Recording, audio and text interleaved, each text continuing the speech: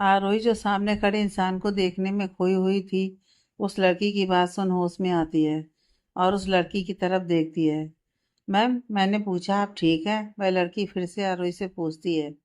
आरोही हाँ में सिर हिलाती है, लेकिन वह जैसे ही वापस जाने के लिए मुड़ती है, उसके पैर लड़खड़ा जाते हैं। यह देखकर वह लड़की जल्दी से आरोही को संभालती है और उसे स्टेज से नीचे उतरने में हेल्प करती है। कुछ घंटे बाद आरोही होटल के रूम में बैठी हुई थी। अधीरा बेड पर गहरी नींद में सो रही थी। उसके बगल में ही आरोही अपने चेहरे पर उदासी लिए हुए बैठी अपनी गोद में रखे हुए हाथों को देख रही थी।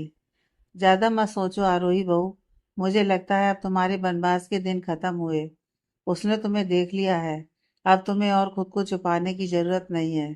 दादी माँ आरोही के हाथों पर अपने हाथ रखते हुए उसे बोलती हैं। माँ, इतने वर्षों बाद उसे देखकर तो मेरी आंखें ही भर आई थीं। जी कर रहा था कि दौड़ कर जाऊं और उसे अपने सीने से लगा लूं। अपनी आंखों में आए हुए नमी को अपनी साड़ी के आंचल से पोंछती हुई सुमित्रा जी दादी माँ से बोलती हैं। आरोही अभी भी खामोशी से नजरें झुकाए बैठी थी। माँ, मेरा मन हो रहा है मैं एक बार उससे मिल जी भरकर उसे देख लूं, लेकिन वह कहाँ ठहरा है मुझे पता नहीं है। एक बार उसे थोड़ा करीब से देखकर अपने दिल को तसल्ली दे दूंगी। सुमित्रा जी दादी माँ से बोलती हैं। मेरा भी मन कर रहा है सुमित्रा, इतने वर्षों बाद उसे ऐसे देखकर मेरा भी दिल तड़प रहा है। दादी माँ सुमित्रा जी की तरफ देखती हुई बोलती हैं। दादी माँ, माँ, वह हम तक पहुँचे इससे पहले हमें यहाँ से निकलना होगा। बेड से उठती हुई आरोही बोलती है और उस रूम का कबर्ड खोल अपने और अधीरा के कपड़े पैक करने लगती है। दादी माँ और सुमित्रा जी हैरानी से आरोही को देखने लगती हैं। उन दोनों को चुपचाप बैठा हुआ देख आरोही, जो कि बैग में अपने कपड़े रख रही थी, अपने हाथ रोक उन दोनों की तरफ देखती है। यही हम सबके लिए ठीक है, वरना आप दोनों जानती हैं कि क्या हो सकता है। आरोही उन दोनों को समझाती हुई बोलती है। शायद तुम ठीक कह रही हो आरोही, हमें चलना चाहिए। बेड से उठती हुई सुमित्रा जी आरोही से बोलती हैं। माँ, मैं हमारे रूम में जा रही हूँ। मैं कपड़े पैक करके अभी आती हूँ। सुमित्रा जी दादी माँ से बोलती हैं और रूम में निकल जाती हैं। आरोही रिसेप्शन पर फ़ोन कर टैक्सी अरेंज करने के लिए बोलती है और फ़ोन रख देती है। कुछ देर बाद उसके रूम का डोर नॉक होता है। आरोही उठकर डोर खोलती है। सामने उस होटल का मैनेजर खड़ा था। मैम, सॉरी, इस वक्त किसी भी टैक्सी का अरेंजमेंट नहीं हो पा रहा है। मैंने बहुत कोशिश कर ली, लेकिन यहाँ आज सारे टैक्सी ड्राइवर स्ट्राइक पर है। कोई जाने के लिए तैयार नहीं हो रहा है। कई जगह पर तो कर्फ्यू भी लगा हुआ है। इसलिए मैम, मेरी रिक्वेस्ट है कि जब तक यहाँ का माहौल सही नहीं हो जाता, आप लोग यहीं रुकिए। सुबह तक हो सकता है माहौल कुछ ठीक हो जाए। अगर आज रात आप लोग रुक जाएं, तो मैं कल किसी भी तरह से टैक्सी का अरेंजमेंट करवा दूंगा। रिक्वेस्ट करता हुआ उस होटल का मैनेजर आरोही से बोलता है। आरोही अब कर ही क्या सकती थी। कुछ देर रुककर वह गहरी सांस लेती है।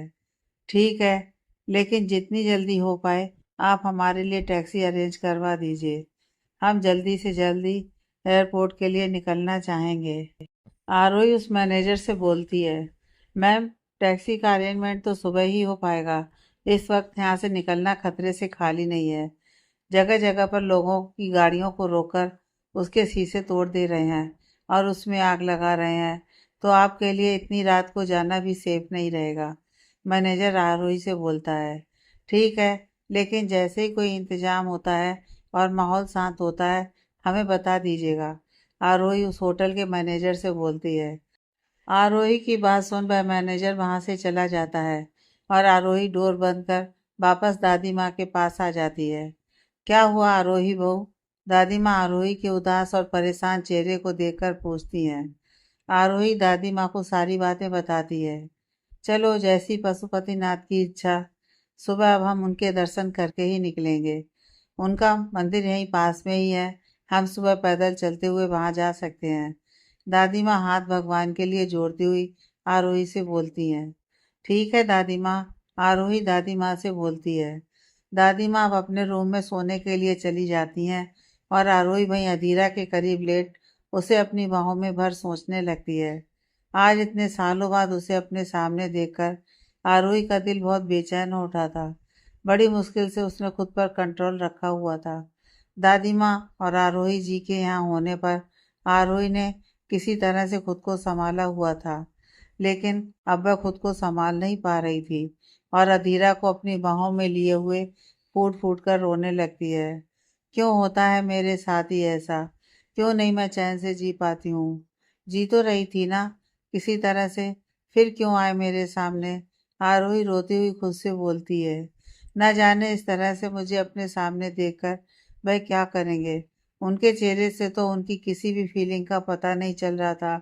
कितने रूड हो चुके हैं। आरोही सुबकते हुए बोलती है। इधर काठमांडू के सबसे आलीशान होटल के कमरे में एक इंसान अपने हाथों में सिगरेट पकड़े हुए किसी से फोन पर बात कर रहा था। वह पूरा रूम सिगरेट के धुआं से भरा हुआ था। उसके सामने रखी टेबल पर रखे हुए एस्ट्रे सिगरेट की बट से भरा पड़ा था।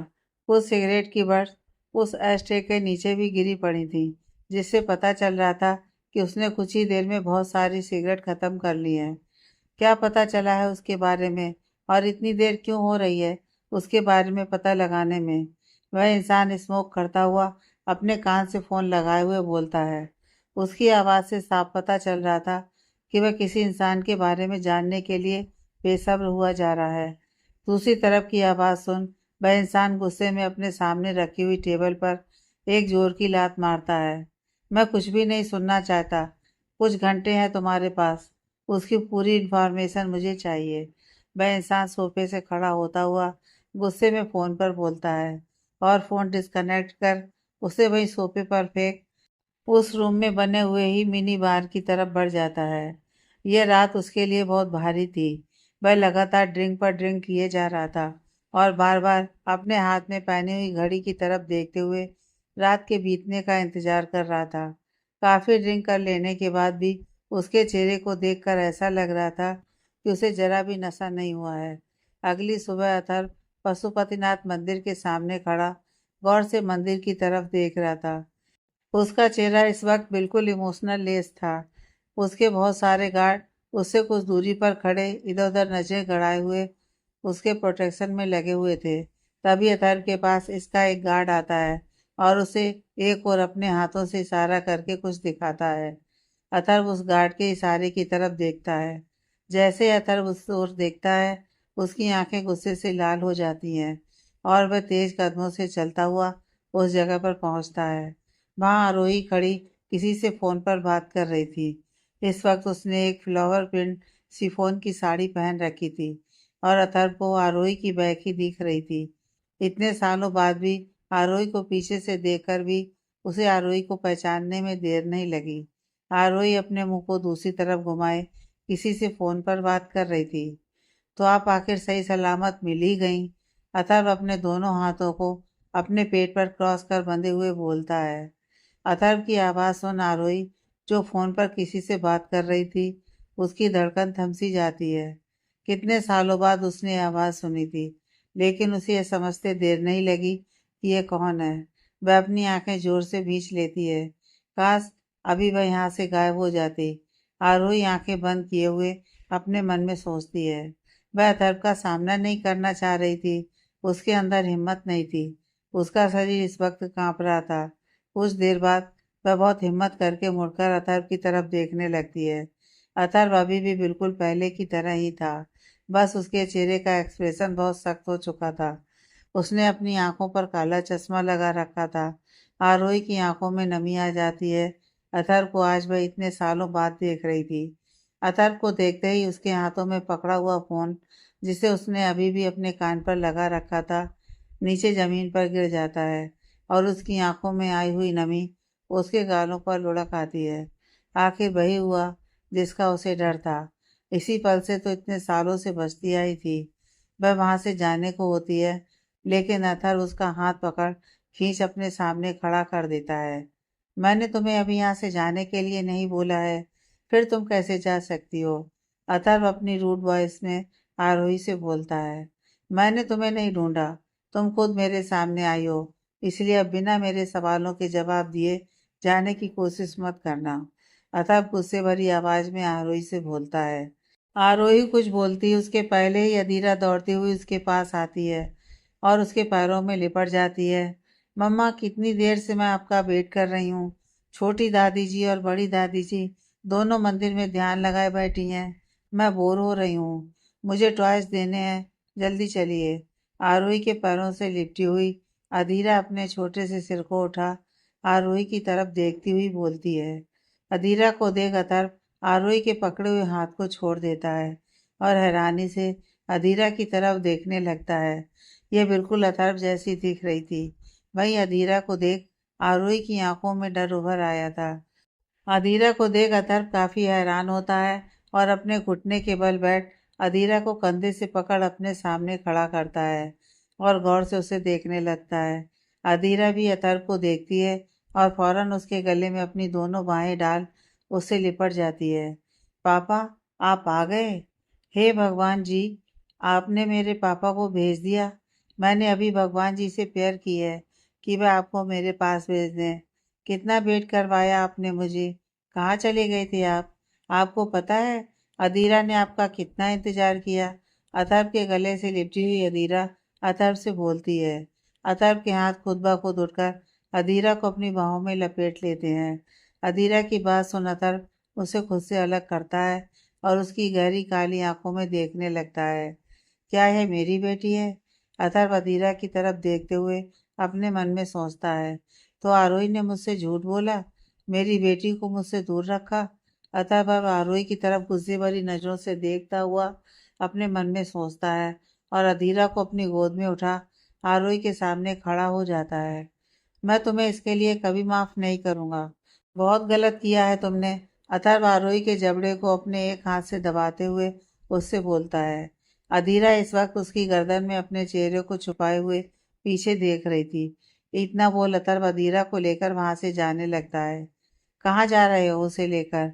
आप इस तरह से लेकर नहीं जा सकते। आरोही अथर्व के पीछे दौड़ती हुई बोलती है। अथर्व अपने आसपास खड़े गार्ड्स को कुछ इशारा करता है और आगे बढ़ जाता है। अथर्व के गार्ड्स अपने दोनों हाथों का घेरा बना आरोही को आगे बढ़ने से रोक देते हैं। मैम, आप बॉस के पीछे नहीं जा सकती। एक गार्ड आरोही से बोलता है। हटो मेरे सामने से, वह मेरी बेटी को लेकर जा रहे हैं। आरोही गुस्से में चीखती हुई उन गार्ड से बोलती है। लेकिन तब तक अथर्व अपनी कार में बैठकर वहां से जा चुका था और आरोही आंसू बहाती हुई जमीन पर बैठ बिलख रही थी। अथर्व अपनी कार में बैठा अपनी गोद में अधीरा को लिए उसके बालों को अपने हाथ से सहला रहा था।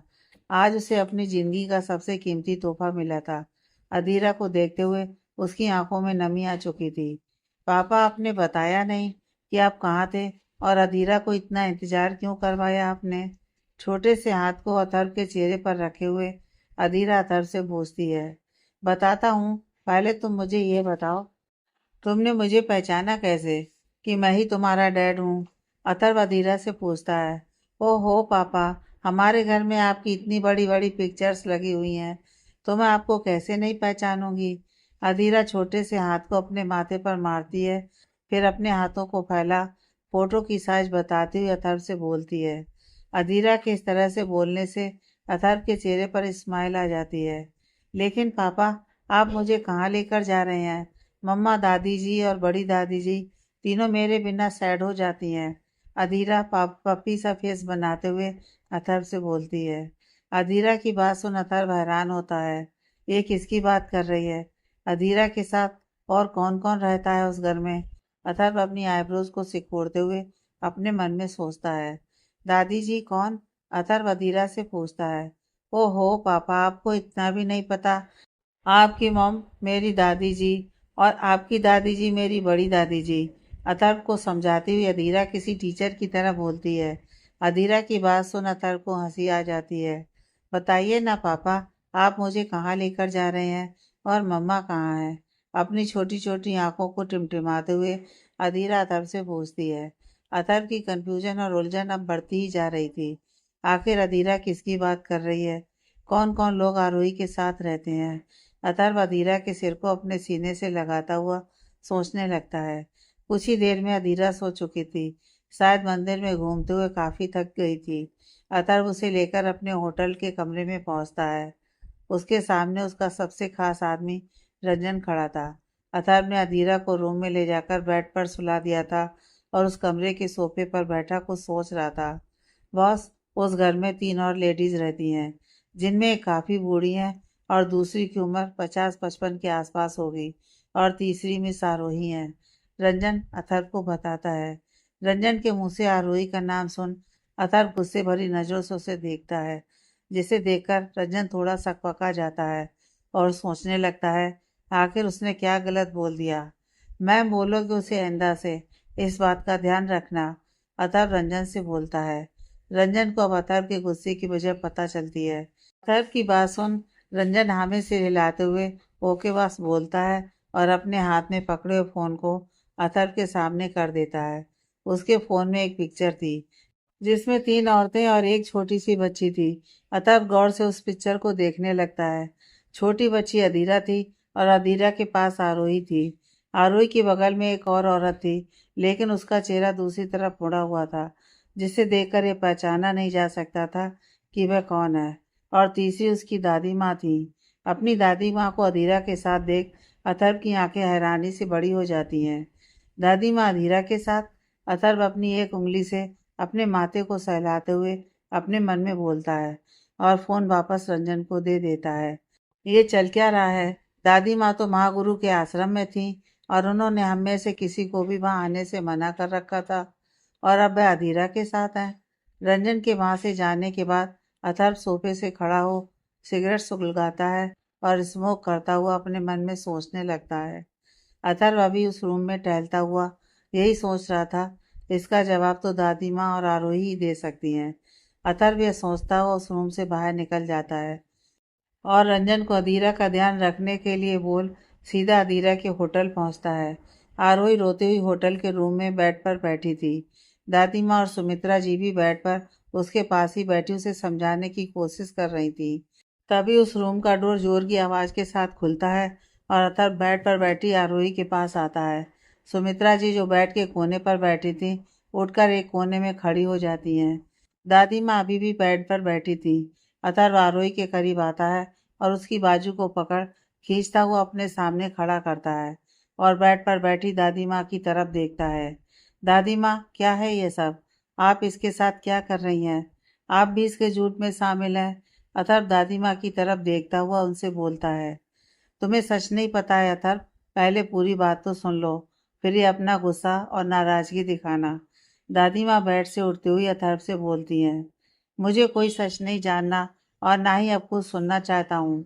दादी माँ, आप चलिए मेरे साथ और तुम्हें तुम्हें तो ऐसी सजा दूंगा कि तुम अपनी पूरी जिंदगी सिर्फ रोते हुए बिताओगी। अथर्व आरोही की बाजू पर दबाव बनाता हुआ बोलता है। मैं कहीं नहीं जा रही अथर्व, मैं आरोही बहू के साथ ही रहूंगी। और तुम अधीरा को लेकर कहाँ गए हो? वापस लाओ उसे यहाँ। दादी माँ ऑर्डरिंग टोन में अथर्व से बोलती हैं। नहीं दादी माँ, अधीरा मेरी बेटी है और अब वह मेरे पास ही रहेगी। इसने मुझे उसके बारे में छुपाकर बहुत बड़ा गुनाह किया है, जिसके लिए मैं इसे कभी माफ़ नहीं करूँगा। अथर्व अपनी जलती हुई नज़रों से आरोही को देखते हुए बोलता है। प्लीज़ अथर्व जी, मुझे मेरी अधीरा से अलग मत कीजिए। मैं जी नहीं पाऊंगी उसके बिना। मेरे जीने का वही तो एक सहारा है। अपने दोनों हाथों को जोड़ती हुई आरोही अथर्व से बोलती है। आरोही को इस तरह रोते हुए देख अथर्व अपने चेहरे पर टेढ़ी स्माइल लाता हुआ उसे देखता है और एक झटके में उसे बेड पर धकेल देता है। तुम्हारी यही सजा है। तुम अब ऐसे ही जिंदगी बिताओगी जैसे मैंने अपनी जिंदगी बिताई है। तुम्हें भी तो पता चलना चाहिए कि कैसा लगता है उससे दूर होकर, जिससे आप बहुत ज़्यादा प्यार करते हैं, जिसे अपनी जिंदगी मान बैठते हैं। अथर्व आरोही की तरफ देखता हुआ उससे बोलता है और वहां से जाने लगता है। आरोही बेड से उठकर अथर्व के पैर पकड़ लेती है। प्लीज अथर्व जी, मुझे मेरी अधीरा से अलग मत कीजिए। आरोही अथर्व के पैर को पकड़े हुए उससे बोलती है। छोड़ो मुझे, तुम्हें यह सब करने की कोई ज़रूरत नहीं है।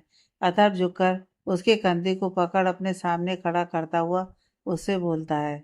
आरोही अभी भी तो अपने दोनों हाथों को जोड़े हुए अथर्व की तरफ बहुत ही उम्मीद से देख रही थी। वो इस वक्त खुद को बहुत बेबस और लाचार महसूस कर रही थी। जैसे वह अथर्व के सामने पहले हो जाया करती थी, वैसे ही वह आज भी थी। तुम्हारे ये सब करने से कोई फायदा नहीं है। क्योंकि अधीरा अब तुम्हें कभी नहीं मिलेगी। कभी तुम उसकी शक्ल भी नहीं देख पाओगी।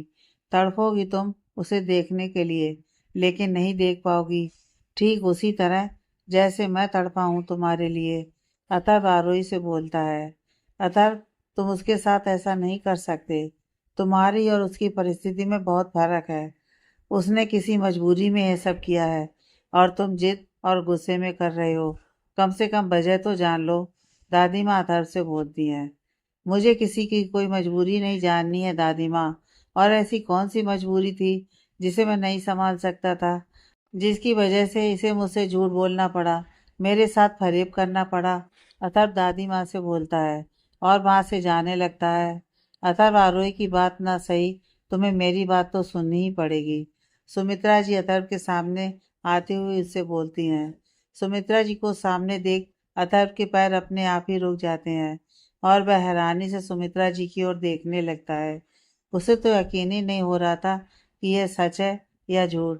आप सच में हैं? अथर्व कुछ देर खड़ा सुमित्रा जी को देखने के बाद बड़ी ही मुश्किल से अपने मुंह से बोलता है। हाँ अथर्व, मैं ही हूँ और तुम्हारे सामने सही सलामत खड़ी हूँ।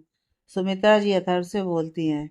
सुमित्रा जी की आवाज़ सुन अथर्व अपने हाथ उठा सुमित्रा जी के चेहरे पर रखता है। माँ, आप सच में हैं? जिंदा है ना माँ? सुमित्रा जी के चेहरे पर अपना हाथ रखते हुए अथर्व सुमित्रा जी से बोलता है। हाँ अथर्व, मैं जिंदा हूँ और सही सलामत हूँ। वह भी आरोही की वजह से। मैं ही वह मजबूरी थी जिसकी वजह से आरोही को तुमसे दूर जाना पड़ा, तुमसे सच छुपाना पड़ा, तुमसे अधीरा के बारे में छुपाना पड़ा। सुमित्रा जी अथर्व से बोलती हैं। सुमित्रा जी एक सांस में सारी बातें बोल जाती हैं और बात खत्म करने के बाद हाँफने लगती हैं। वह अब रुककर अपनी सांसों को संभाल रही थी। अथर्व घबराता हुआ उनके पास आता है, उनकी पीठ को सहलाता हुआ उनकी सांसों को नॉर्मल करने में हेल्प करता है। ये क्या बोल रही हैं माँ आप? और आप इतने दिनों तक थी कहाँ? आपको पता है मैं आपके बिना अपना बचपन कैसे गुजारा है? कितना रोया हूँ मैं आपके बिना। अतः सुमित्रा जी के दोनों हाथों को पकड़े हुए अपने माथे से लगा उनसे बोलता है। जानती हूँ अतर्व, अपने बच्चे से दूर होने का दर्द क्या होता है। मैं बहुत अच्छी तरीके से जानती हूँ। मैं भी बहुत तड़पती हूँ तुम्हारे बिना। रोती हुई सुमित्रा जी अथर्व से बोलती हैं। क्या हुआ था माँ, मुझे सब कुछ साफ साफ बताइए। अथर्व सुमित्रा जी की तरफ देखता हुआ उनसे पूछता है। अथर्व के मन में हैरानी के साथ साथ गुस्सा भी अब बढ़ता ही जा रहा था। आखिर क्या वजह थी जो उसकी माँ उससे और उसकी फैमिली से इतने सालों तक दूर रही? बताऊंगी अथर्व, सब बताऊंगी। आरोही को अधीरा के पास लेकर जाओ। वैसे ही इस बच्ची को अधीरा का साथ बहुत कम ही टाइम नसीब होता है। सारा दिन जी तोड़ मेहनत करती है, तब आज इस मुकाम पर पहुंच पाई है। सख्त लहजे में सुमित्रा जी अथर्व से बोलती हैं। कुछ घंटे बाद आरोही अधीरा को अपने सीने से लगाए हुए बेड पर लेटी थी। सुमित्रा जी और दादी माँ उस होटल के कमरे में बैठे हुए थे। अथर्व भी उनके पास ही लगे हुए सोफे पर बैठा हुआ था। आरोही अधीरा को अपने सीने से लगाए हुए बेड पर लेटी थी। उसकी आंखों में अभी भी नमी थी। वह लगातार अधीरा के माथे को चूमे जा रही थी और अधीरा गहरी नींद में सोई थी। सुमित्रा जी और दादी माँ उस कमरे में सोफे पर बैठे हुए थे। अथर्व भी उनके पास ही लगे हुए सोफे पर बैठा हुआ था और सवालिया नजरों से सुमित्रा जी की तरफ देख रहा था। दादी माँ भी खामोश बैठी हुई सुमित्रा जी की तरफ देख रही थी, क्योंकि सुमित्रा जी वह सच अथर्व को बताने वाली थी जिसे आज तक सिर्फ दादी माँ और आरोही ही जानते थे। वह थोड़ा डरी हुई भी थी कि सच जानकर अथर्व जाने क्या करेगा। बताइए ना, मुझे जानना है कि आज तक आखिर कहाँ थी आप? अथर्व सुमित्रा जी से बोलता है। सुमित्रा जी अभी भी खामोश बैठी अथर्व की तरफ देख रही थी। उन्हें समझ में नहीं आ रहा था कि वह अपने बेटे को सारी सच्चाई कैसे बताएं।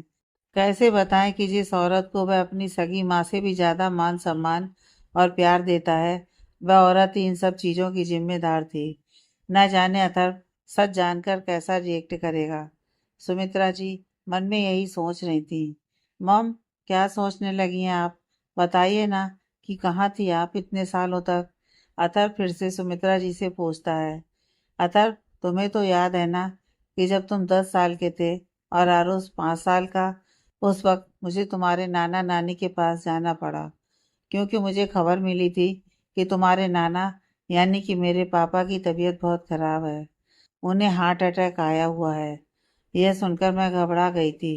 उस वक्त मेरी सबसे पक्की सहेली जीविका, जो कि उन दिनों मेरे घर ही आई थी रहने के लिए, उसने मुझे संभाला और मुझे हौसला दिया। तुम्हारे डैड भी उन दिनों विदेश गए हुए थे। मेरी तो रो रो कर हालत ही खराब थी। उस वक्त मुझे समझ में नहीं आ रहा था कि मैं कैसे अपने पापा के पास जाऊं। तब जीविका ही ने मेरी एयर टिकट करवाई थी और मुझे मेरे पापा के पास जाने के लिए बोला, लेकिन अर्जेंट में सिर्फ एक ही टिकट मिल पाई थी। इसलिए मुझे तुम लोगों को जीविका के सहारे ही छोड़कर अपने पापा के पास जाना पड़ा। जैसे तैसे मैं अपने पापा के पास पहुंची तो वहाँ सब कुछ ठीक था। पापा बिल्कुल ठीक थे।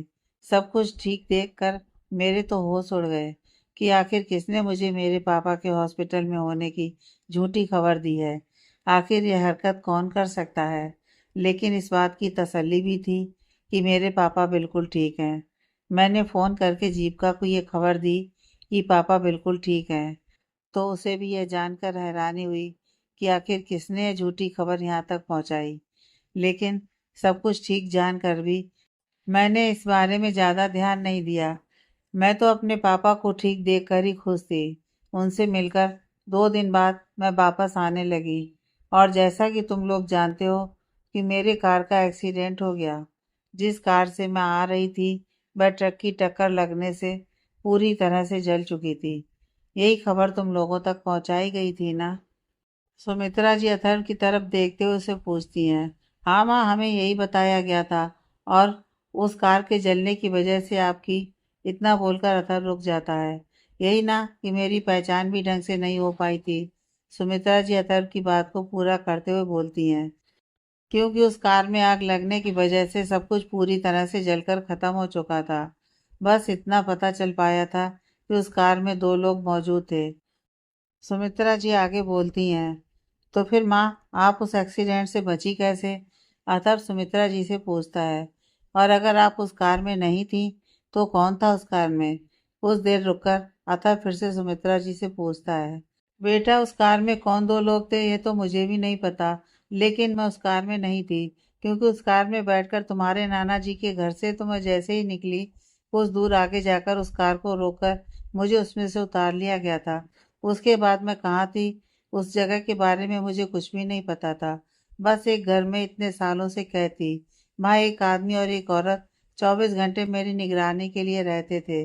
मुझे कहीं आने जाने की परमिशन नहीं थी। बस 2 वक्त का खाना मिल जाता। मुझे समझ में नहीं आ रहा था कि आखिर यह सब मेरे साथ क्यों हो रहा है। कौन है ये लोग? मैंने कई बार उन लोगों से पूछने की कोशिश की, लेकिन उन्होंने भी कुछ बताया नहीं, क्योंकि वह लोग बस किसी के ऑर्डर को फॉलो कर रहे थे। कुछ सालों के बाद जीविका मेरे पास आई। उसके पास बहुत सारे पेपर्स थे जिन पर वह मेरा साइन चाहती थी। तब मुझे समझ आया कि यह सारा किया धरा किसी और का नहीं, जीविका का है, जिसने सिर्फ प्रॉपर्टी और पैसों के लालच में मुझे वहां कैद करके रखा था। जब तक जीविका मुझसे मिलने नहीं आई थी तब तक तो सब कुछ ठीक था। बस मुझे वहां कैद करके रखा गया था, लेकिन मुझे किसी भी तरह से टॉर्चर नहीं किया जाता था। लेकिन जब जीविका उन पेपर्स को लेकर मुझसे मिलने आई तब मुझे हकीकत का पता चला कि यह सब किया धरा जीविका का है। दरअसल वह हमारी सारी प्रॉपर्टी और कंपनी को हथियाना चाहती थी, लेकिन वह उस कंपनी को नहीं हथिया सकती थी, क्योंकि तुम्हारे डैड ने उस कंपनी के काफ़ी सारे शेयर्स मेरे नाम करके रखे थे। तुम्हारे डैड की बहुत सारी प्रॉपर्टीज़ भी मेरे नाम थी, जो मेरे न रहने के बाद भी उसे नहीं हासिल होने वाली थी। वह तुम लोगों के नाम हो जाती, इसलिए उसने मुझे कैद करके रखा और वह चाहती थी कि मैं उन पेपर पर साइन करके वह सारी प्रॉपर्टी और कंपनी के शेयर उसके नाम कर दूं। लेकिन मैंने ऐसा नहीं किया, जिसकी वजह से मुझे दिन रात टॉर्चर किया जाने लगा। मुझे तरह तरह की यातनाएं दी जाने लगीं, लेकिन फिर भी मैंने उन पेपर्स पर साइन नहीं किया। और अब वह सारी प्रॉपर्टीज़ और कंपनी तुम्हारे और आरुष के नाम पर हो चुकी है, जिसे चाह करके भी जीप का सारा अधिकार हासिल नहीं कर पाई।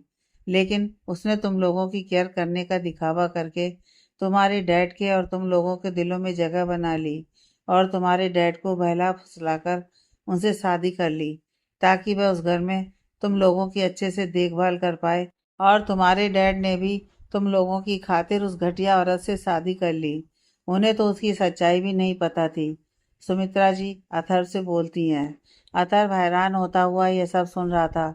उसे तो यकीन ही नहीं हो रहा था कि जिस औरत को वह देवी की तरह पूजता है वह इतनी घटिया और चालबाज हो सकती है कि उसने उसकी माँ को कितने सालों तक उससे दूर कैद करके रखा और उन्हें टार्चर किया। लेकिन मॉम, आप आरोही के साथ कैसे? अथर्व सुमित्रा जी को चुप देख उनसे पूछता है। बेटा, आरोही वह शख्स है जिसे जीविका के बाद मेरे जिंदा होने की खबर मिली। सुमित्रा जी एक गहरी सांस लेती हुई अथर्व से बोलती हैं। अथर्व अब और भी हैरान है। उसे इस वक्त मिसेस जीविका जी पर बहुत गुस्सा आ रहा था, लेकिन अभी उसे पूरा सच जानना था, इसलिए वह खामोश अपने गुस्से को कंट्रोल किया सुमित्रा जी के सामने बैठा था। बेटा, तुम्हारे जाने के बाद आरोही भी एयरपोर्ट के लिए निकलने वाली थी। तुम्हारे भेजे हुए कार और ड्राइवर दोनों बाहर खड़े आरोही के आने का वेट कर रहे थे। आरोही जैसे ही मेन डोर तक पहुंची तभी उसके फ़ोन पर किसी की कॉल आई।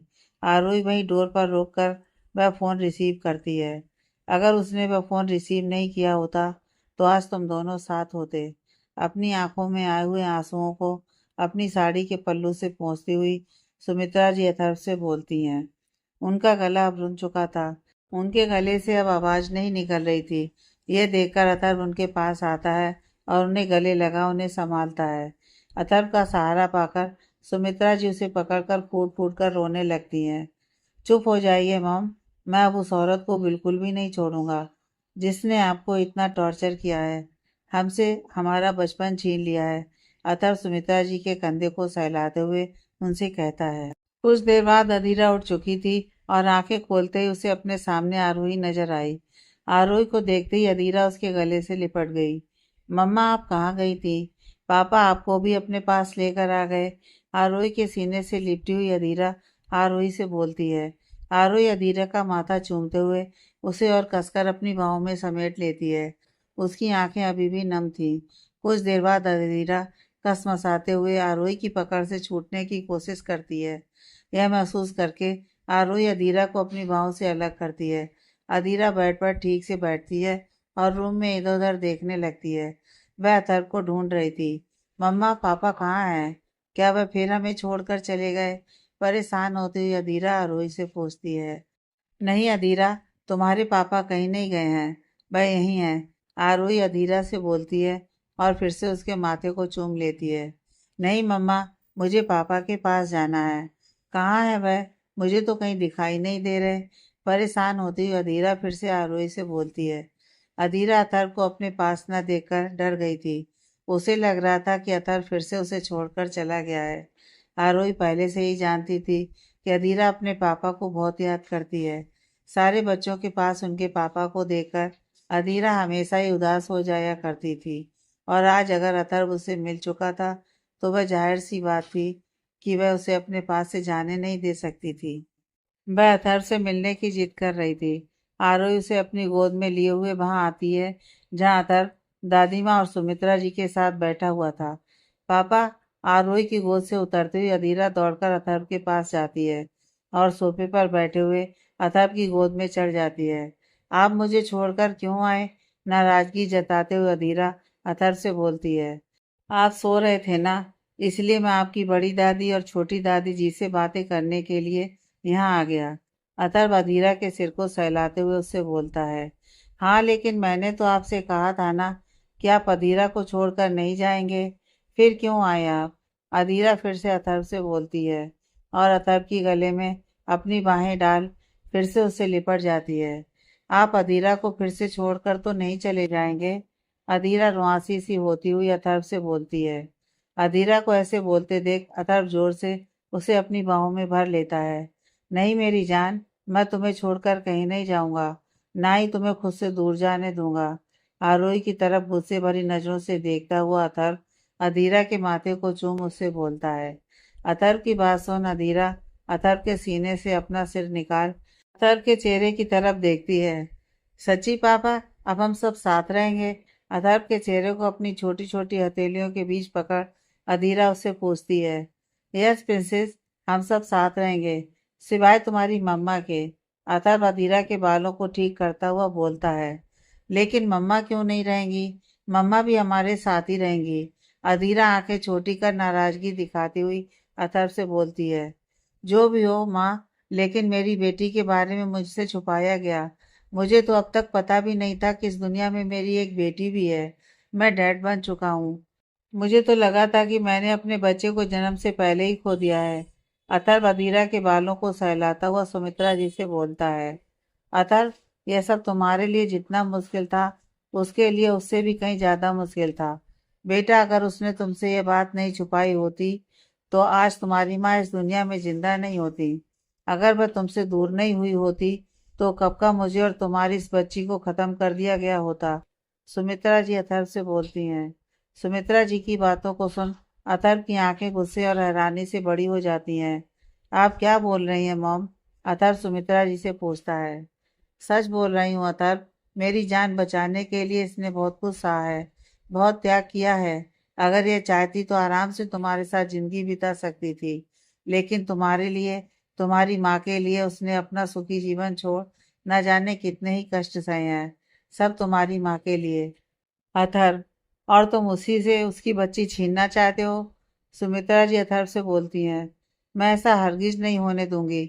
अधीरा आरोही के पास ही रहेगी और अब तुम और आरोही दोनों साथ रहोगे।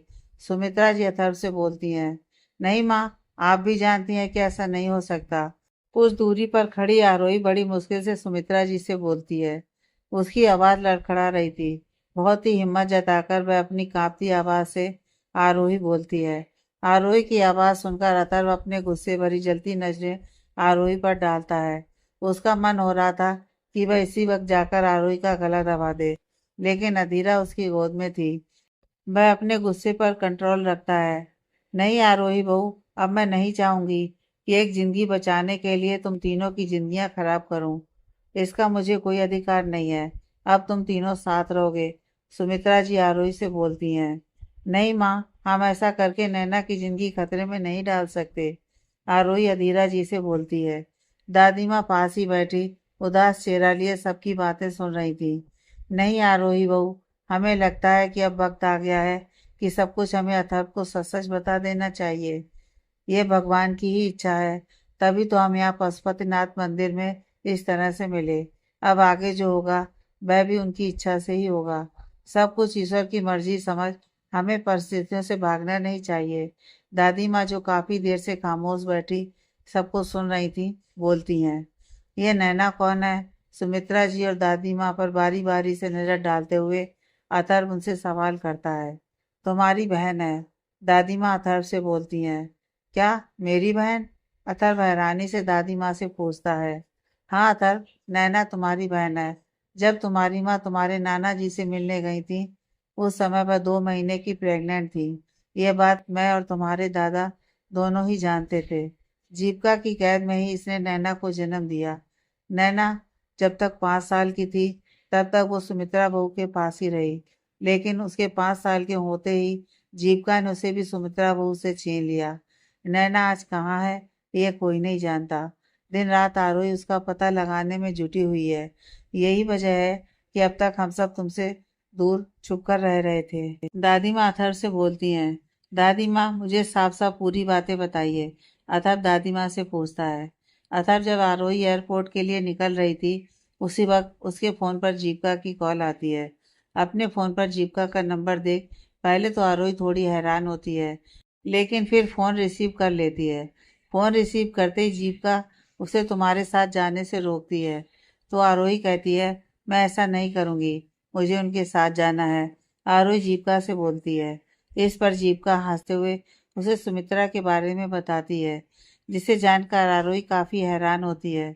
उसे जीविका की बातों पर भरोसा नहीं होता है, तो जीविका उसे एक वीडियो क्लिप भेजती है, जिसमें तुम्हारी माँ एक कमरे में चुपचाप बिस्तर पर बैठी हुई थी। आरोही तुम्हारी माँ को नहीं जानती थी, इसलिए उसे जीविका की बातों पर यकीन नहीं होता है, लेकिन आरोही को जीविका की बातों में सच्चाई कुछ तो सच्चाई नज़र आ रही थी। इसलिए वह मुझे फ़ोन करती है और मुझे सुमित्रा के बारे में पूछती है। आरोही के मुंह से सुमित्रा का नाम सुन पहले तो मैं बहुत हैरान होती हूँ, क्योंकि इस घर में आरोही के सामने सुमित्रा का जिक्र भी कभी नहीं हुआ था। ना ही घर में सुमित्रा की एक भी तस्वीर को जीविका ने लगे रहने दिया था, जिससे आरोही को सुमित्रा के बारे में सिंघानिया मेंशन से तो पता ही नहीं चल सकता था। इसलिए आरोही के मुंह से सुमित्रा का जिक्र सुन मैं बहुत हैरान थी। मैं आरोही को इस बारे में कुछ बताना नहीं चाहती थी, तो आरोही रिक्वेस्ट करके मुझे अपने पास बुलाती है और यह भी कहती है कि इस बारे में किसी को भी भनक ना लगे कि आप मुझसे मिलने आ रही हैं। आरोही को जीविका की बातों से किसी बड़ी साजिश की भनक लग चुकी थी। मैं आरोही से मिलने उसके पास पहुंची तो जीविका की मुझे वह वीडियो क्लिप दिखाई जो जीविका ने उसे भेजी थी, जिसे देखकर मेरे तो पैरों तले की जमीन ही सरक जाती है। मुझे तो यकीन ही नहीं होता कि सुमित्रा बहू जिंदा है। एक बार को तो मुझे लगा कि वीडियो में दिख रही औरत सुमित्रा बहू नहीं बल्कि कोई और है, क्योंकि वह बहुत कमज़ोर दिख रही थी।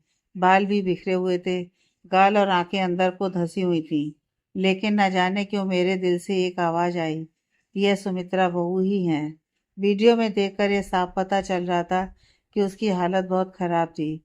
वह बिल्कुल बीमार सी दिख रही थी, जिसे देखकर मैं आरोही को सारी बातें बताई कि किस तरह से सुमित्रा का एक्सीडेंट हो गया था और वह हमारे बीच में नहीं रही। आरुष और अथर्व की जिम्मेदारियों को संभालने के लिए तुम्हारे डैड को जीविका से शादी करनी पड़ी।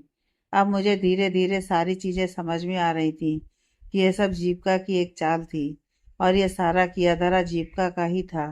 अब हमारे पास जीविका की बात मानने के अलावा कोई और रास्ता नहीं था, क्योंकि जीविका ने साफ साफ आरोही से कह रखा था कि अगर उसने यह बात किसी को भी बताई तो वह सुमित्रा को जान से मार देगी। हम सुमित्रा की जान के साथ कोई रिस्क नहीं ले सकते थे, इसलिए मजबूरी में आरोही को तुमसे दूर जाना पड़ा। आरोही ये अच्छी तरह से जानती थी कि वह कहीं भी चली जाए, लेकिन तुम उसे ढूंढ ही लोगे। तुम अपने बच्चे को लेकर इस तरह से अपने से दूर नहीं जाने दे सकते थे, इसलिए आरोही को तुमसे झूठी वर्सन की बात बतानी पड़ी और तुमसे दूर जाना पड़ा। लेकिन तुमसे दूर जाकर आरोही ने सबसे पहले सुमित्रा के बारे में पता लगाया और आज सुमित्रा हमारे साथ है। दादी माँ अथर्व को बताती हैं। सुमित्रा के मिल जाने के बाद हम सब फिर तुम्हारे पास वापस आना चाहते थे और तुम्हें सारी सच्चाई बताना चाहते थे। मैं जानती थी कि तुम अपनी माँ से मिलकर बहुत खुश होगे और उसकी ज़िंदगी में भी जो उसकी माँ की कमी थी वह भी पूरी हो जाएगी, लेकिन ऐसा ना हो सका। आरोही तुम्हारे पास वापस आना चाहती थी, लेकिन तभी हमें नैना के बारे में पता चला और एक बार फिर आरोही तुम्हारे पास नहीं लौट पाई। मैं आरोही बहू को ऐसी हालत में अकेले नहीं छोड़ सकती थी। उसके गर्भ में हमारे खानदान का खून था, तुम्हारा अंश था अथर्व, तो मैं उसे कैसे ऐसी हालत में छोड़ सकती थी। इसलिए मैंने तुम लोगों से दूरी बना ली और यह कह दिया कि मैं माँ गुरु के आश्रम में रहकर बाकी का जीवन बिताना चाहती हूँ और अब किसी से मिलना नहीं चाहती। दादी माँ चेहरे पर उदासी लिए हुए अथर्व को एक एक बात बारीकी से बताती हैं, जिससे सब पता चल रहा था कि वह भी परिवार से दूर रहकर खुश नहीं थी। लेकिन दादी माँ, जब मॉम आपको मिल गई थी तब तो आपको मुझे सब कुछ बताना चाहिए था। अथर्व दादी माँ से बोलता है। नहीं बता सकती थी अथर्व, क्योंकि तुम्हारी बहन अभी भी उस घटिया औरत जीविका के कब्जे में ही है। वह कहाँ है, कैसी दिखती है, हमें कुछ भी पता नहीं है और हम नहीं चाहते थे कि सारी सच्चाई तुम्हारे सामने आए और वह किसी भी तरह से नैना को कोई नुकसान पहुंचाए। बस आरोही अब दिन रात नैना का पता लगाने में जुटी हुई है और हम सबके लिए अभी यही बेहतर है कि हम मिल चुके हैं, यह बात जीविका को किसी भी तरह से ना पता चले, वरना वह घटिया औरत ना जाने क्या करेगी, कौन सी अपनी घटिया चाल को फिर से अंजाम देगी। दादी माँ अथर्व को समझाते हुए बोलती हैं। दादी माँ की बात सुन अथर्व के हाथ की मुट्ठियाँ कसती जा रही थी। उसका मन हो रहा था कि अभी वह मिसेस जीविका जी के पास जाए और उनकी गर्दन दबा दे। उसे खुद पर अफसोस हो रहा था कि वह जिस औरत को आज तक देवी मानकर उसको पूजता आया है, उसकी इज्जत करता आया है, उसने उसके ही परिवार को इस तरह से बिखेर कर रख दिया था।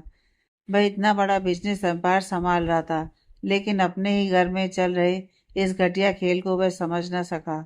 उसने कभी ये पता लगाने की कोशिश नहीं की कि आखिर उसकी माँ का एक्सीडेंट कैसे हुआ। काश उसने पहले इस बारे में पता लगाने की कोशिश की होती तो आज ऐसी कंडीशन नहीं होती। लेकिन दादी माँ आरोही यह सब कुछ अकेले कैसे कर सकती हैं? मुझे नहीं लगता कि ये सारी चीज़ें आरोही के अकेले बस की बात है। अथर्व सवालिया नज़रों से दादी माँ की तरफ देखते हुए उनसे पूछता है। अथर्व ने आरोही के साथ भले ही बहुत वक्त नहीं गुजारा था, लेकिन वह आरोही को बहुत अच्छी तरह से जानता था। वह जानता था कि आरोही में काबिलियत तो बहुत ज़्यादा है, लेकिन कहीं ना कहीं उसको इतने बड़े काम को अंजाम देने में किसी न किसी की मदद तो लेनी ही पड़ी होगी। वह अकेले यह सब कुछ नहीं कर सकती थी। आरोही अभी भी बेडरूम के डोर से लगी खड़ी अथर्व की तरफ देखते हुए उसकी बातें सुन रही थी।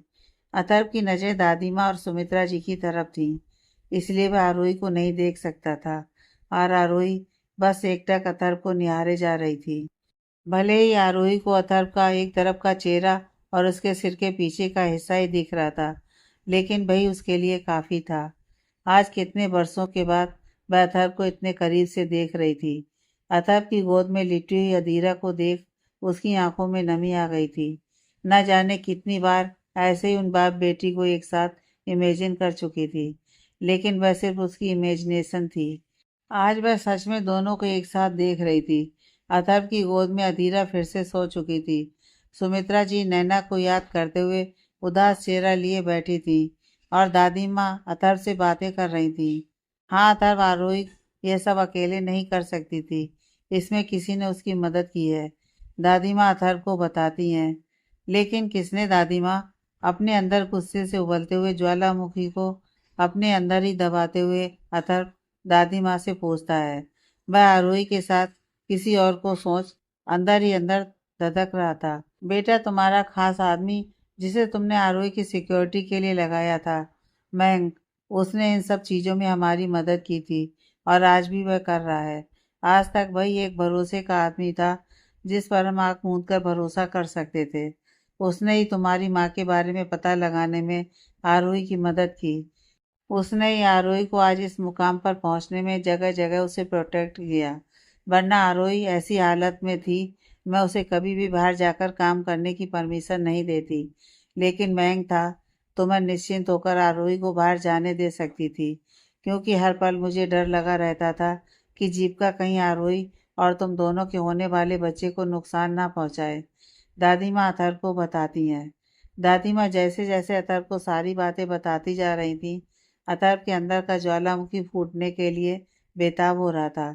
लेकिन उसे ज्वालामुखी को ठंडा करने के लिए अधीरा उसकी गोद में बैठी थी, जिसका ख्याल आते ही अथर्व अपने गुस्से को अपने भीतर ही दबा लेता है।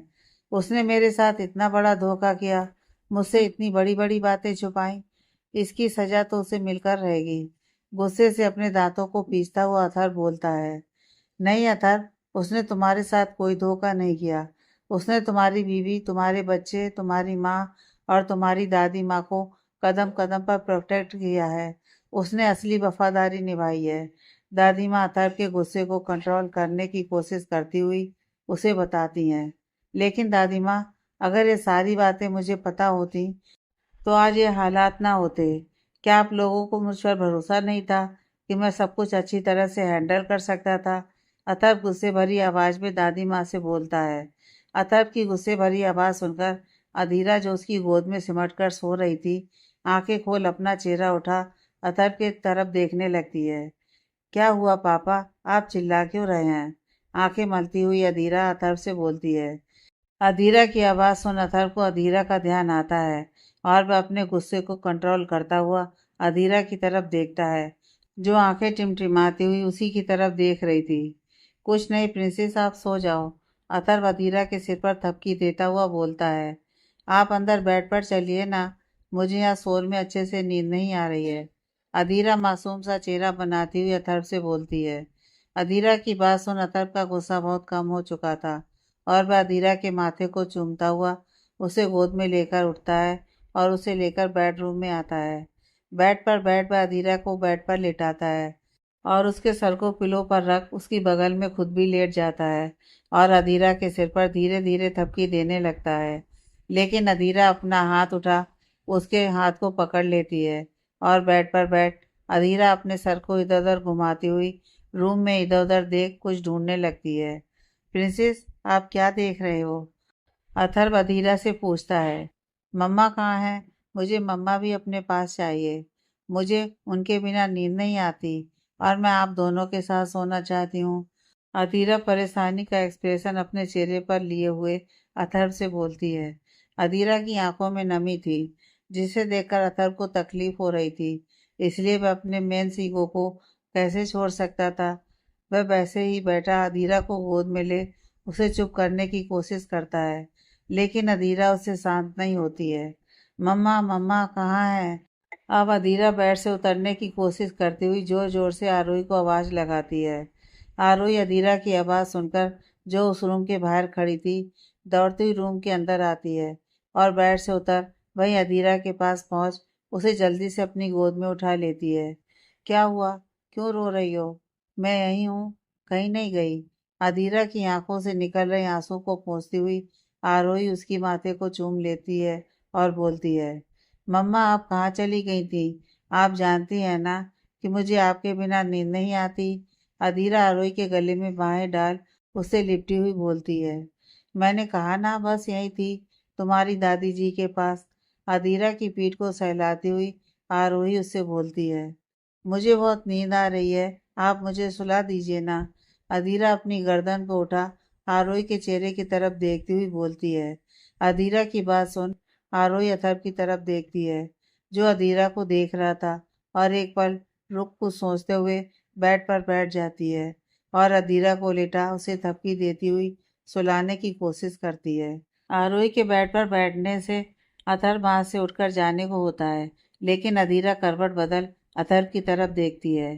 पापा, आप कहाँ जा रहे हैं? मैंने कहा ना कि मुझे आप और मम्मा दोनों के साथ सोना है।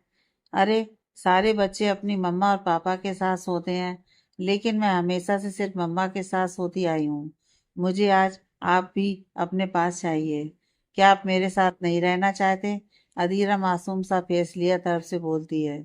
उसके मासूम से चेहरे पर अतर्फ से दूर जाने का डर साफ दिखाई दे रहा था। नहीं मेरी जान, मैं अब तुमसे दूर नहीं रह सकता। अतर्व अधीरा के हाथ को अपने हाथों में लेकर उसे चूमते हुए बोलता है। अतर्व की बात सुन अधीरा की परेशानी कम होती है। अधीरा उसके हाथ को पकड़ अपने सीने पर रख लेती है। आरोही अभी भी उसके माथे पर थपकी देती हुई उसे सुलाने की कोशिश कर रही थी। दोनों आसपास ही बैठे हुए थे, लेकिन उन दोनों में से कोई भी एक दूसरे को देख नहीं रहा था। उन दोनों का ध्यान सिर्फ अधीरा पर था। कुछ ही देर में अधीरा गहरी नींद में सो जाती है। अधीरा के सो जाने पर आरोही वहां से उठकर जाने को होती है, तभी सुमित्रा जी वहां आती हैं। अथर्व, ये तुम्हारा फ़ोन तुम वहीं लिविंग रूम में टेबल पर ही छोड़ आए थे। इस पर किसी की कॉल आ रही है। सुमित्रा जी अपने हाथ में पकड़े हुए फ़ोन को अथर्व के पास आ उसके सामने करती हुई बोलती हैं। अथर्व सुमित्रा जी के हाथ से फ़ोन ले लेता है और फ़ोन ले उसे अनलॉक कर उसमें आए कॉल को चेक करने लगता है। आरोही वहां से वापस लिविंग हॉल में चली जाती है। सुमित्रा जी भी अथर्व को फ़ोन दे वापस लिविंग हॉल में आ जाती हैं। अथर्व अपने हाथ में लिए हुए फ़ोन को देखता हुआ कुछ सोचने लगता है। कुछ सोचने के बाद वह अपने हाथ में लिए हुए फ़ोन से किसी का नंबर डायल करता है और कुछ देर उससे बात करने के बाद वापस लिविंग हॉल में आता है, जहां आरोही, सुमित्रा जी और दादी माँ तीनों ही बैठी गहरी सोच में डूबी हुई थी। अथर्व वहाँ आता है और एक नज़र आरोही को देख दादी माँ के पास ही सोफे पर बैठ जाता है। माँ, दादी माँ, आप दोनों फिक्र मत कीजिए। जल्दी हमें नैना का पता चल जाएगा और नैना हमारे पास होगी। अथर्व सुमित्रा जी और दादी माँ से बोलता है। लेकिन बेटा, तुम उसका पता कैसे लगाओगे? हमें तो उसके बारे में कुछ भी नहीं पता है। अब वह कैसी दिखती होगी, किस नाम से रह रही होगी, न जाने कहाँ होगी। उसे ढूंढना बहुत मुश्किल है। आंखों में नमी लिए हुए सुमित्रा जी अथर्व से बोलती हैं। अथर्व दादी माँ के पास से उठकर सुमित्रा जी के पास आता है और उन्हें कंधे से पकड़ अपने पास करता है। मॉम, अब आप जरा भी फिक्र मत कीजिए। मैं अपनी बहन को जल्द से जल्द ढूंढकर हमारे पास लाऊंगा। अथर्व सुमित्रा जी को समझाते हुए बोलता है। तभी आरोही का फ़ोन रिंग करने लगता है। आरोही सामने कॉफ़ी टेबल पर रखे हुए अपने फ़ोन को उठा उसे देखती है और फिर अपना फ़ोन ले वापस उस रूम में चली जाती है जहाँ अधीरा सोई हुई थी। अथर्व जाते हुए आरोही को देखता है और फिर अपनी माँ और दादी माँ की तरफ देखता है। माँ, दादी माँ, अब आप लोग बेफिक्र हो जाइए। आप लोगों को किसी भी बात की टेंशन लेने की ज़रूरत नहीं है। जाकर आप लोग रेस्ट कीजिए। अथर्व उस स्वीट में बने 2 और गेस्ट रूम की तरफ इशारा करते हुए बोलता है। लेकिन अथर्व, जीविका का क्या करना है? दादी माँ अथर्व से पूछती हैं। दादी माँ, उनके बारे में हम बाद में सोचेंगे। सबसे पहले हमें नैना का पता लगाना है और जल्द से जल्द मैं उस औरत को उसके किए की सज़ा दूंगा। अतर्व सोफे से उठता हुआ गुस्से भरी आवाज़ में बोलता है। जीविका जी का नाम सुनते ही अथर्व के अंदर गुस्से की ज्वालामुखी फिर से धधकने लगती है, जो कुछ देर पहले अधीरा की वजह से शांत हो गई थी। तभी सुमित्रा जी उसके पास ही खड़ी होती हैं और उसके कंधे पर अपने हाथ रखती हैं। बेटा, तुम्हें अधीरा के साथ साथ आरोही को भी संभालना है। बहुत दुख देखे हैं उसने भी, बहुत कुछ सहा है हमारे और हमारे परिवार की वजह से। अथर्व की तरफ देखती हुई सुमित्रा जी उससे बोलती हैं। सुमित्रा जी की बात सुन अथर्व हाँ में सिर हिला देता है और सुमित्रा जी उस होटल में बने हुए गेस्ट रूम की तरफ चली जाती हैं। दादी माँ, अब आप भी जाकर रेस्ट कर लीजिए। अथर्व फिर से दादी माँ से बोलता है। अथर्व की बात सुन दादी माँ भी सोफे से उठती हैं और अथर्व के पास आती हैं। बेटा, बहुत टूटी हुई है आरोही अंदर से, और तुम ही उसे जोड़कर मजबूत बना सकते हो। बहुत ज़रूरत है उसे तुम्हारी। अथर्व को समझाती हुई दादी माँ बोलती हैं और वहाँ से चली जाती हैं। दादी माँ और सुमित्रा जी की बातों को सुन अथर्व वहीं खड़ा उस रूम की तरफ देखने लगता है जहाँ अधीरा और आरोही दोनों थीं। कुछ देर खड़े रहने के बाद अथर्व वापस उस रूम की तरफ आता है। वह रूम में आता है तो देखता है कि आरोही किसी से फ़ोन पर बात कर रही थी। ठीक है, तुम वहाँ संभालने की कोशिश करो। मैं जल्द से जल्द वहाँ पहुँचने की कोशिश करती हूँ। इनफैक्ट आज ही रात मैं यहाँ से निकलती हूँ। आरोही इतना बोल फ़ोन डिस्कनेक्ट कर पीछे मुड़ती है। उससे कुछ दूरी पर अथर्व अपने दोनों हाथों को अपनी पैंट के पॉकेट में डाले हुए खड़ा उसकी बात सुन रहा था। अचानक ऐसे अथर्व को देख वह ठिठक जाती है। वह कुछ सेकंड रुक अथर्व की बगल से जाने लगती है। कहाँ जा रही हो? अपनी जगह पर खड़ा अथर्व आरोही से पूछता है। इस वक्त दोनों की बैक आमने सामने थी और दोनों का चेहरा बिल्कुल अपोजिट साइड में था। अथर्व की आवाज़ सुन आरोही रुक जाती है और जोर से अपनी दोनों आंखों को बीच लेती है। अथर्व की आवाज़ सुन उसके पूरे शरीर में झंझनाहट होने लगती है। उसके दिल की धड़कन बढ़ चुकी थी। शायद इसी से वह बचना चाह रही थी और इसी वजह से वह इस रूम से जा रही थी। माँ और दादी माँ के पास आरोही अपनी हमेशा की तरह स्वीट वॉइस में वैसी ही खड़ी हुई अथर्व से बोलती है। फोन पर कहाँ जाने की बात कर रही थी? रूड आवाज में अथर्व फिर से आरोही से पूछता है। आगे की कहानी नेक्स्ट पार्ट में।